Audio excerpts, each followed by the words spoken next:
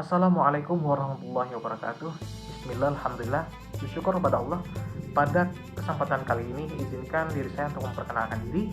Nama saya Ahmad Turun Alanur, nomor induk mahasiswa 190101010309, mahasiswa jurusan Pendidikan Agama Islam, Fakultas Tarbiyah dan Keguruan, Lokal F, angkatan tahun 2019, di mana pada kesempatan kali ini saya akan melakukan review atas novel tentang Toto-chan sebagai juga bentuk middle test yang saya lakukan.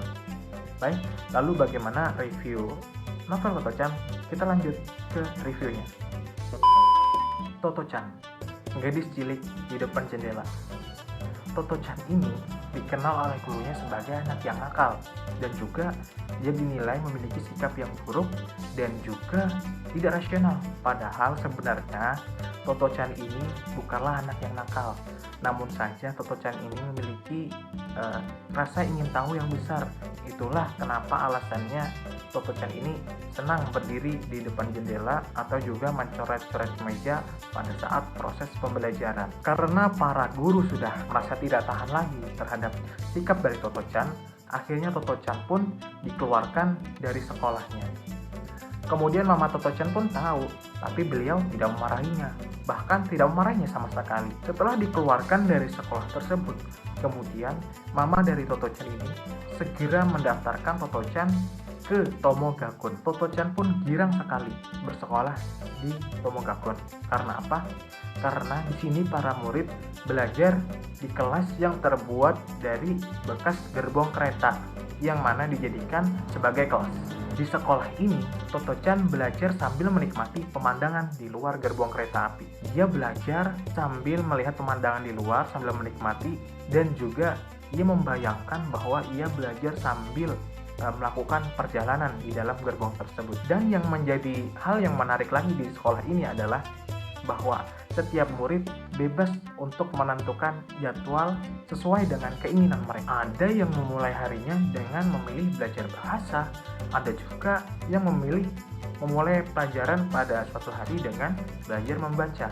Mereka memilih sesuai dengan keinginan mereka. Karena sekolahnya yang unik, Toto-chan pun merasa sangat nyaman di sekolah ini. Namun, Toto-chan masih belum menyadarinya. Di sekolah ini, Toto-chan tidak hanya belajar tentang materi saja. Di sekolah ini, Toto-chan juga belajar tentang persahabatan, kemudian juga belajar tentang rasa hormat, kemudian juga belajar untuk menghargai orang lain, dan juga di sekolah ini setiap murid diberikan kebebasan untuk menjadi diri mereka masing-masing. Meskipun sekolah ini terlihat sebagai sekolah yang biasa, namun pada dasarnya bahwa sekolah ini bukanlah sekolah yang sama pada umum sekolah lainnya. Meskipun sekolahnya hanya terbuat dari bekas gerbong kereta, namun di sekolah ini memiliki metode pembelajaran yang sangat luar biasa. Para guru di sekolah ini tidak hanya terfokus pada pelajaran yang formal saja, namun juga terfokus juga pada pelajaran yang non-formal. Di sekolah ini, para murid juga diajak ke alam bebas. Tujuannya tidak hanya untuk bersenang-senang, tetapi secara tidak langsung mereka diajak untuk belajar tentang sains, kemudian biologi, dan juga sejarah. Di sekolah ini, para murid juga mendapatkan pendekatan oleh kepala sekolah mereka.